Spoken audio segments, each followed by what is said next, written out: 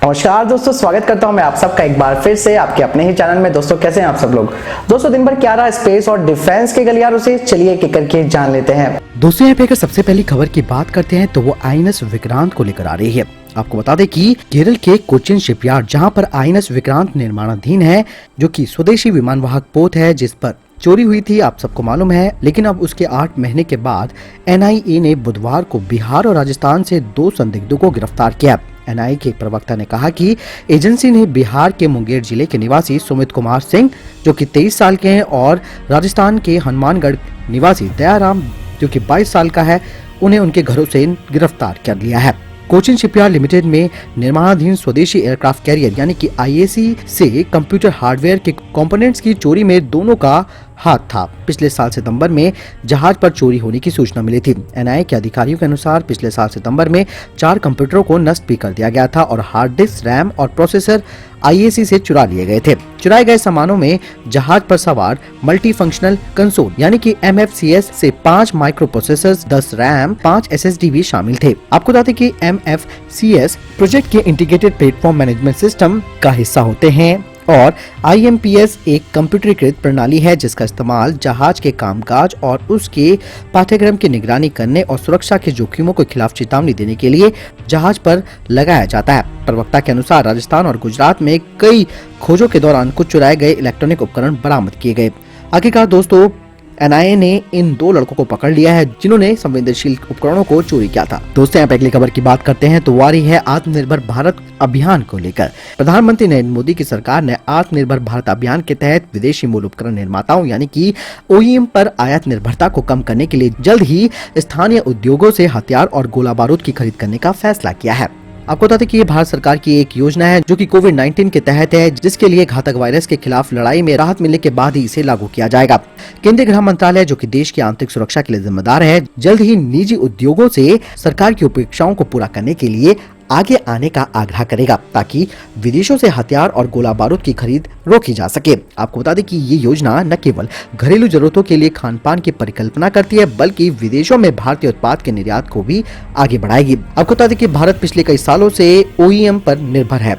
सूत्रों ने कहा कि सरकार ने सत्ता में आने के बाद इस दिशा में एक रोड मैप तैयार करना शुरू कर दिया है। संशोधित कानून के तहत लाइसेंस प्राप्त निजी उद्योगों को सेना द्वारा इस्तेमाल किए जा रहे हथियारों सहित छोटे हथियारों और गोला बारूद के निर्माण और प्रूफ की अनुमति दे दी गई है। गन, जो कि सिंगल बैरल या फिर डबल बैरल के निर्माण के लिए मिनिस्ट्री ऑफ होम अफेयर्स द्वारा लगभग 100 फर्मों को लाइसेंस दे दिया गया है और उनके लाइसेंस का अनुमानित कोटा लगभग 30 फर्में कारतूस यानी कि खाली या फिर जीवित कारतूस बनाती हैं। आपको बता दें कि max aerospace, Bharat force, LNT और पुंज लॉयड भारतीय फर्में इनमें से एक है जो कि कानूनी तौर पर हथियारों और गोला बारूद का निर्माण करती है। यानी कि आत्मनिर्भर भारत के लिए एक बार फिर से भारत ने अपने स्वदेशीकरण पर फोकस किया है। यानी कि दोस्तों इससे दोनों तरीके से फायदा भारत को होने वाला है, एक तो रोजगार को लेकर और दूसरा हमारे विदेशों पर जो हमारी निर्भरता है खासकर की गोला बारूद को लेकर वो भी, और इसके लिए खासकर हमारी ऑर्डिनेंस फैक्ट्रीज भी काम कर रही है। लेकिन अब निजी कंपनियों को भी भारत सरकार प्रोत्साहन दे रही है, यानी कि अब भारत खुद ही अपने घर पे यानी कि स्वदेशी उपकरणों को बनाएगा।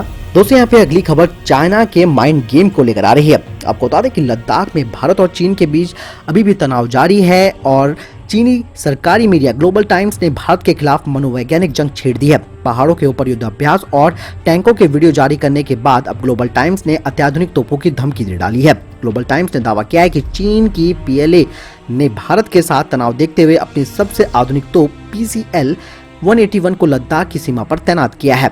ग्लोबल टाइम्स ने दावा किया है कि इस तोप को हाल ही में सेना में शामिल किया गया है। चीन के अखबार ने कहा कि PLA की 75 ग्रुप आर्मी के तहत आने वाली ब्रिगेड ने हाल ही में दक्षिणी सीमा पर आयोजित समारोह में कई नए हथियार शामिल किए हैं। साथ ही इस अखबार का कहना है कि ये तोप 155 mm की है और इसे पहली बार 1 अक्टूबर 2019 को नेशनल डे पर सेना की परेड में भी शामिल किया गया था। और ये जो तोप है वो काफी हल्के वजन वाली है और पहाड़ों के लिए भी कारगर है। यानी कि इस तोप का जो वजन है केवल 25 टन है और ये ऑटोमेटिक हेवेतिजर तोप जो कि बेहद लंबे समय से चीन बना रहा था उसको अब डिप्लॉय करना उसने शुरू कर दिया है।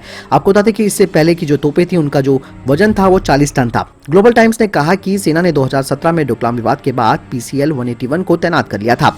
इससे सीमा पर शांति की स्थापना आसान हुई थी। अखबार का ये भी कहना है कि दोनों पक्षों ने आपसी सहमति के बाद तनाव कम करने के लिए कदम भी उठाए हैं।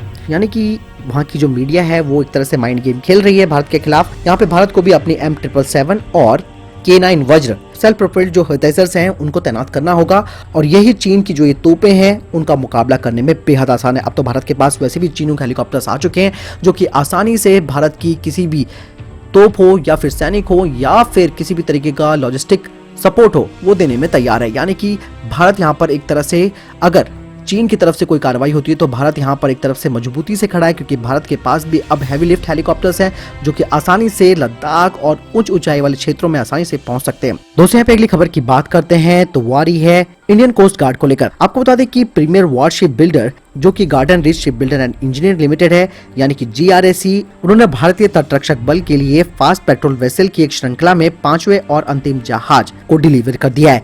आपको बता दें कि GRSE ने कहा कि इस श्रृंखला में FPV, ICGS Priyadarshini, ICGS Annie Besant और ICGS अरमित कौर की डिलीवरी इंडियन कोस्ट गार्ड को पहले ही कर दी गई थी। आपको बता दें कि एक बयान में कहा गया है कि तेज गश्ती जहाज जिसे पूरी तरह से GRSE की केंद्रीय डिजाइन कार्यालय द्वारा डिजाइन किया गया है, ये 1500 समुद्री मील की दूरी पर एंड्योरेंस के साथ 34 समुद्री मील से अधिक की गति भी प्राप्त कर सकता है। इन ईंधन कुशल और शक्तिशाली प्लेटफॉर्मों को अच्छी तरह से संचालन के लिए अनुकूल बनाया गया है, जैसे कि गश्त, तस्करी विरोधी, अवैध शिकार और बचाव आदि। साथ ही आपको बता दें कि इसमें 40/60 mm की बंदूक भी फिट की गई है।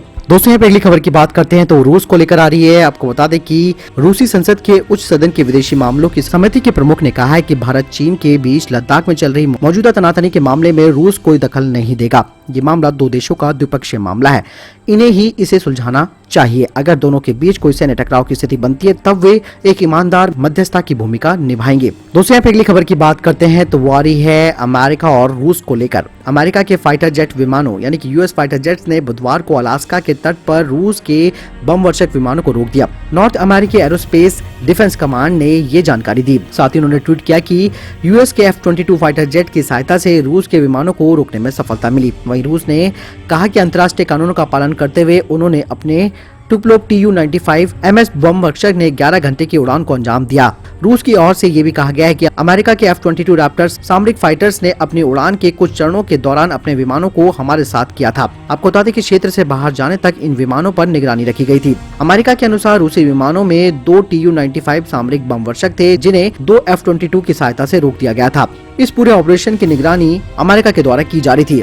अमेरिका ने कहा कि हम साल के 365 दिन सतर्क रहते हैं। अमेरिका की 4 एयर डिफेंस आइडेंटिफिकेशन जोन है। अलास्का क्षेत्र राज्य के तट से लगभग 200 मील यानी कि 320 किलोमीटर तक फैला हुआ है।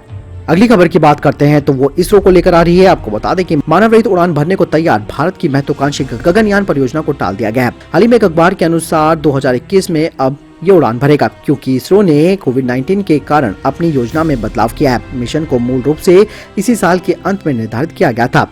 इसरो के एक वरिष्ठ वैज्ञानिक ने कहा कि हमें दी गई जानकारी के अनुसार गगनयान मानव रहित उड़ान इस साल के प्रोग्राम में नहीं है। वैज्ञानिक ने कहा कि मानव रहित उड़ान को संभवतः अगले साल के लिए बढ़ा दिया गया है। अब भारत की 2022 में इंसानों को अंतरिक्ष में भेजने की जो परिकल्पना है वो प्रभावित होगी।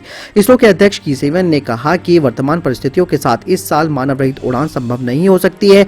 हम लगभग 5 से 6 महीनों की योजना बना रहे हैं, जिसमें GSAT-1 भी शामिल है, जिनका प्रक्षेपण इस साल की शुरुआत में स्थगित कर दिया गया था। तो दोस्तों ये थे अभी तक के टॉप डिफेंस और स्पेस अपडेट्स। वीडियो के संबंध में प्रश्न जवाब या आपको कोई सवाल है आप जरूर मुझे कमेंट बॉक्स में लिखकर पूछ सकते हैं। इस वीडियो के लिए इतना ही, मिलता हूं एक नई वीडियो के साथ, तब तक के लिए अपना ध्यान रखिएगा। नमस्कार, जय हिंद, जय भारत।